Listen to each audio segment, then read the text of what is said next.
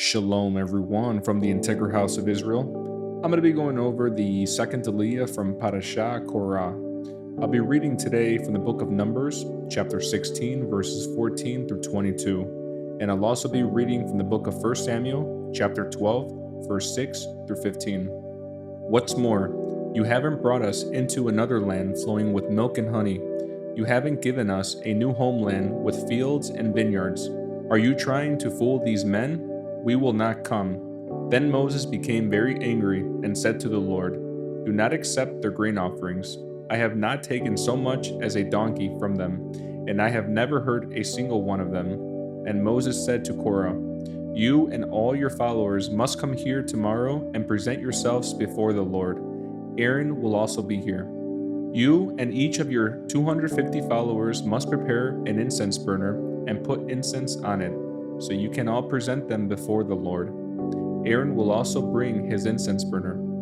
So each of these men prepared an incense burner, lit the fire, and placed incense on it. Then they all stood at the entrance of the tabernacle with Moses and Aaron. Meanwhile, Korah had stirred up the entire community against Moses and Aaron, and they all gathered at the tabernacle entrance. Then the glorious presence of the Lord appeared to the whole community.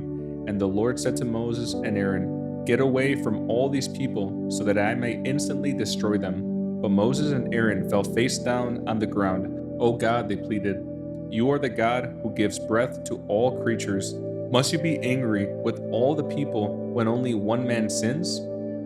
Next, I'll be reading from the book of 1 Samuel, chapter 12, verse 6 through 15. It was the Lord who appointed Moses and Aaron. Samuel continued, He brought your ancestors out of the land of Egypt. Now stand here quietly before the Lord as I remind you of all the great things the Lord has done for you and your ancestors.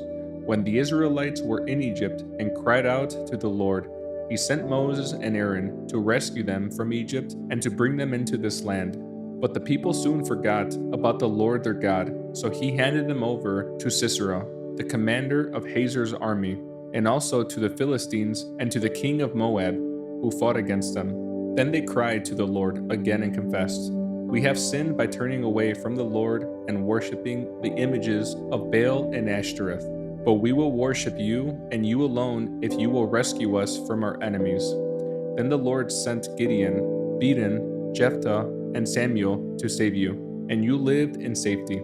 But when you were afraid of Nahash, the king of Ammon, you came to me and said that you wanted a king to reign over you, even though the Lord your God was already your king. All right, here is a king you have chosen. You asked for him, and the Lord has granted your request. Now if you fear and worship the Lord and listen to his voice, and if you do not rebel against the Lord's commands, then both you and your king will show that you recognize the Lord as your God.